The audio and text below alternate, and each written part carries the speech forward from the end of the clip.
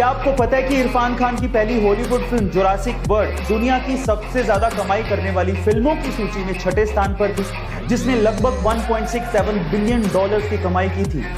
अब ये success story तो बहुत लोगों को पता है, लेकिन इसके पीछे की स्ट्रगल स्टोरी वो बहुत कम लोग जानते हैं। इरफान खान की जिंदगी में एक वक्त ऐसा भी था जब उनकी जेब भी इसी सीरीज की पहली फिल्म जुरासिक पार्क को देखने तक के पैसे नहीं थे।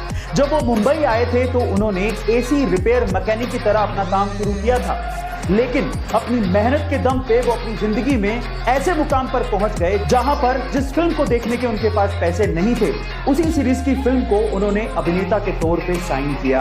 गाइस, इसीलिए कहते हैं कि अपने आप पे विश्वास रखो और मेहनत करते चले जाओ, एक दिन आपका वक्त जरूर बदले। द फैमिली मैन 2 सीरीज में एक लड़की की परफॉर्मेंस लगातार लोगों का ध्यान अपनी तरफ खींच रही है। इस सीरीज में वो लड़की जिस कंपनी में काम करती है, उस कंपनी में उस लड़की का बॉस उससे लगातार छेड़छाड़ करते रहता है। ये लड़की जिस बस से घर जाती है, उसी बस में एक आदमी लगातार इस लड़की के साथ फिजिकल असोल्ट करते रहता है। इस लड़की को बहुत गुस्सा आता है, लेकिन ये लड़की कुछ कर नहीं पाती। लोगों को लगने लगता है कि एक अबला नारी है, बहुत कमजोर है, लेकिन जैसे ही लोग ये सोचते हैं, उनके विचारों पर होता है एक अटैक। उसके बाद आता है एक सीन जिसमें यही लड़की फिजिकल असोल्ट करने वाले उस बंदे को जिस तरह से ऊपर पहुंचाती है, वो सीन देखने लायक है।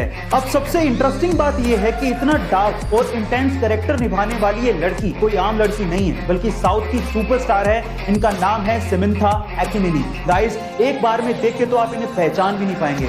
सन 2011 में शाहरुख खान की डॉन 2 रिलीज हुई थी और इस मूवी के लिए शाहरुख खान ने अपने हाथ पे डी लेटर का एक टैटू करवाया था। और उस वक्त उन्होंने कहा था कि पहले तो इस डी का मतलब डॉन था, लेकिन अब इस डी का मतलब है धोनी। उन्होंने ऐसा इसीलिए कहा था क्योंकि सन 2011 ही वो साल था जब इंडिया ने 28 साल बाद वनडे की वर्ल्ड कप ट्रॉफी अपने नाम की थी। गाइस, 2 अप्रैल 2011 की वो शाम आपको याद होगी जब महेंद्र सिंह धोनी ने ही फाइनल मैच में श्रीलंका के खिलाफ छक्का मार के वर्ल्ड कप की ट्रॉफी हिंदुस्तान के नाम कर दी थी। वो सुनहरा पल भुलाई नहीं भूलता। गाइस, क्या आपको भी वो पल याद है? चैट सेक्शन में जरूर लिखिएगा। और ऐसे अमेजिंग वीडियोस के लिए सिर्फ क्रिकेट ही वो वजह नहीं है जिसकी वजह से सचिन तेंदुलकर को क्रिकेट का भगवान कहा जाता है, बल्कि इसके पीछे की एक और बड़ी वजह है, और वो है वैल्यूज।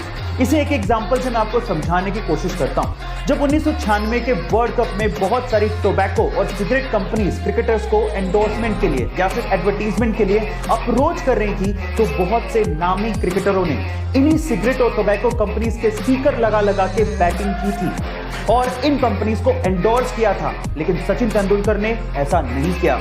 उन्होंने बैट पर बिना स्टिकर लगाए क्रिकेट खेला, लेकिन इन कंपनीज को कभी भी प्रमोट नहीं किया।